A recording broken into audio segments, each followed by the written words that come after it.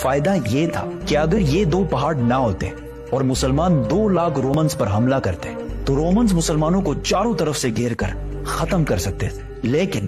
ان 2 پہاڑوں کی وجہ سے رومن فوج زیادہ سٹریچ نہیں ہو سکتی تھی، تو لڑائی میں ان کے زیادہ نمبرز ہونے کا اتنا فائدہ نہ ہوتا۔ دونوں فوجوں نے حملہ کیا اور لڑائی شروع ہوئی۔ زید بن حارثہ نے مسلمانوں کی فوج کا جھنڈا اٹھایا اور بہت فیئرس لڑائی کی، لیکن وہ شہید ہو گئے۔ تو رسول اللہ صلی اللہ علیہ وسلم کے آرڈر کے مطابق مسلمانوں کے دوسرے جنرل جعفر بن ابی طالب نے جھنڈا اٹھایا اور لڑنے لگے، لیکن جس ہاتھ میں انہوں نے جھنڈا پکڑا تھا وہ ہاتھ کٹ گیا، تو انہوں نے دوسرے ہاتھ سے جھنڈا اٹھایا، لیکن دوسرا ہاتھ بھی کٹ گیا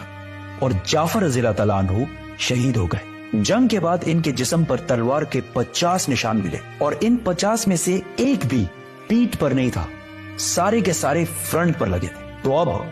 آرڈر کے مطابق عبداللہ بن رواحہ نئے جنرل بنے اور بہت سخت لڑائی کے بعد وہ بھی شہید ہو گئے۔ پھر ایک مسلمان نے جھنڈا اٹھایا اور زور زور سے سب کو کہنے لگا کہ جلدی آپس میں ایک لیڈر چوز کرو ورنہ ہماری پوری فوج بکھر جائے گی۔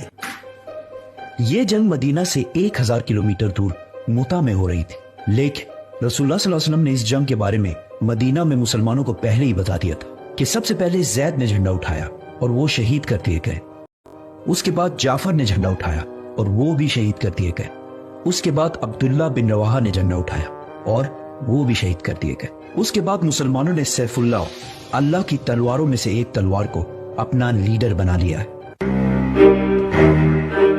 اس فوج میں اب تک خالد بن ولید ایک عام سپاہی کی طرح لڑ رہے تھے اور لڑتے لڑتے 9 تلواریں توڑ چکے تھے، اور یہ مسلمانوں کی طرف سے ان کی پہلی جنگ تھی۔ تو ساروں نے یونانیمسلی وداؤٹ اینی ڈاؤٹ خالد بن ولید کو جنگ کے درمیان ہی اپنا لیڈر اور جنرل بنایا۔ خالد بن ولید رضی اللہ تعالیٰ عنہ کو پتا تھا کہ رومنز کو اس جنگ میں ہرانا امپاسبل ہے، لیکن اگر وہ یہ جنگ چھوڑ کر چلے گئے تو رومنز مسلمانوں کو کمزور سمجھ کر مدینہ پر بھی حملہ کر سکتے ہیں۔ تو اب مسلمانوں کو ایک ایسی گیم کھیلنی تھی کہ مسلمان واپس بھی چلے جائے اور رومنز انہیں کمزور سمجھ کر ان پر حملہ بھی نہ کریں۔ تو اس رات خالد بن ولید رضی اللہ تعالیٰ عنہ نے اپنی فوج کو ری شفل کیا،